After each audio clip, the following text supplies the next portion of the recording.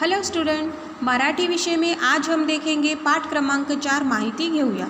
इसके पहले की वीडियो में मैंने आप लोगों को कविता 3 पाऊस आला इसको समझा के बताया है। इसका स्वाध्याय भी अपना हो चुका है। तो आज हम देखेंगे पाठ क्रमांक 4 माहिती घेऊया। पाऊस केव्हा पडेल, किती पडेल याची देशभर चिंता असते। बारिश कब आएंगी, कितनी होंगी और इसकी पूरे देश में चिंता रहती है। सब लोग इसके बारे में चिंता करते हैं।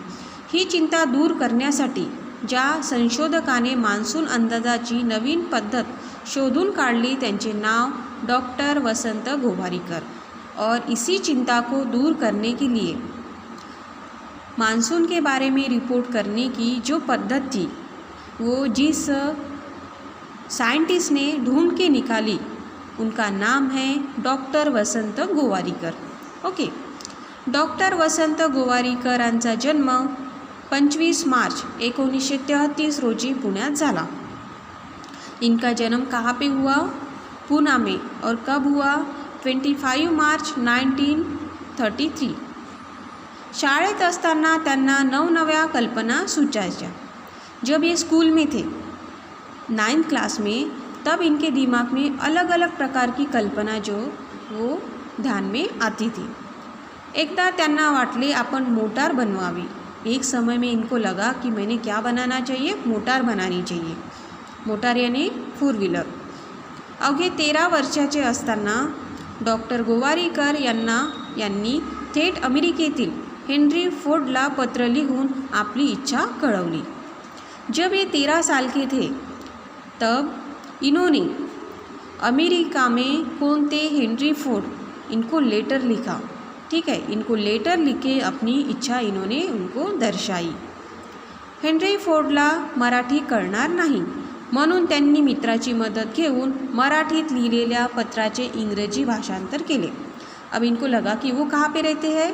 अमेरिका में, और उनको मराठी समझ में आएंगी क्या? नहीं, और इनको इंग्लिश नहीं आती थी। इसलिए इन्होंने उनको मराठी में पत्र लिखा और अपनी दोस्त की सहायता से उसका ट्रांसलेट किया इंग्लिश में।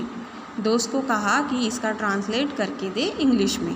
ओके, यहाँ पे देखिए फ़ोटो दी है किताब में, पाठ में। ये कौन है? ये है डॉक्टर वसंत गोवारीकर। ठीक है, हेनरी फोर्डने डॉक्टर गोवारीकर यांच्या पत्राची दखल घेऊन उत्तरही पाठवले। फिर जब इन्होंने अमेरिका में उनको हेनरी फोर्ड को लेटर लिखा तो उसका आंसर भी उन्होंने इसको भेजा। ठीक है, इनको भेजा और उसके साथ में इनकी कुछ किताबें भी उनके साथ में भेजी। ठीक है, त्यांच्या कुशाग्र बुद्धिमत्तेची आणि दृढ संकल्पनाची चुणूक लहानपणीच दिसून आली। डॉक्टर वसंत गोवारीकर जब बचपन में बहुत ही होशियार थे। ठीक है, और यही उनकी क्वालिटी बचपन में ही दिखाई दी लोगों को। कोल्हापूरला पदवीपर्यंतचे शिक्षण झाल्यानंतर उच्च शिक्षणासाठी ते इंग्लंडला गेले। फिर इनकी जो पढ़ाई थी वो कोल्हापुर में हुई। ठीक है, और उसके बाद में उच्च शिक्षणासाठी उसके बाद में वो कहाँ पे गए? इंग्लंड में गए। बर्मिंगहॅम विद्यापीठात त्यांनी रासायनिक अभियांत्रिकी विषयात संशोधन केले। बर्मिंगहॅम ये जो विद्यापीठ है यूनिवर्सिटी में, उन्होंने रासायनिक अभियांत्रिकी इस विषय में रिसर्च किया, संशोधन किया। पुढे इंग्लंडच्या ऊर्जा संशोधन केंद्रात संशोधक म्हणून त्यांनी काम केले और वहीं पे इंग्लैंड में उन्होंने ऊर्जा संशोधन केंद्र में एक साइंटिस्ट करके, संशोधक करके काम किया। विक्रम साराभाई यांच्या आग्रहामुळे 1967 साली ते भारताच्या अवकाश संशोधन केंद्रात रुजू झाले और विक्रम साराभाई इनके आग्रह के खातिर वह 1967 में भारत के अवकाश संशोधन केंद्र में काम करने लगे।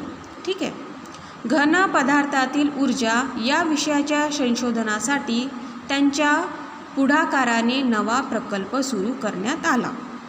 फिर घन पदार्थातील ऊर्जा इस विषय में इस विषय पर रिसर्च करने के लिए उन्होंने एक नया प्रकल्प जो है वो सुरू किया.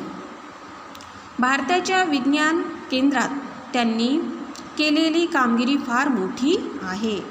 भारत के साइंस के फील्ड में यानी विज्ञान क्षेत्र में उन्होंने जो कामगिरी की है वो बहुत बड़ी है. अग्निबाणाच्या मोटारीकरिता घन इंधन बनवण्याचे तंत्र त्यांनी विकसित केले. ठीक है, इस प्रकार से ये पाठ है. आपको इस पाठ को अच्छे से पढ़ना है और समझना है. ठीक है, और इसके बाद में नेक्स्ट वीडियो में मैं इस पाठ का स्वाध्याय आपको समझा के बताऊंगी. आज आपको सिर्फ यह पाठ पढ़ना है अच्छे से ध्यान से और इसको समझना है. ओके.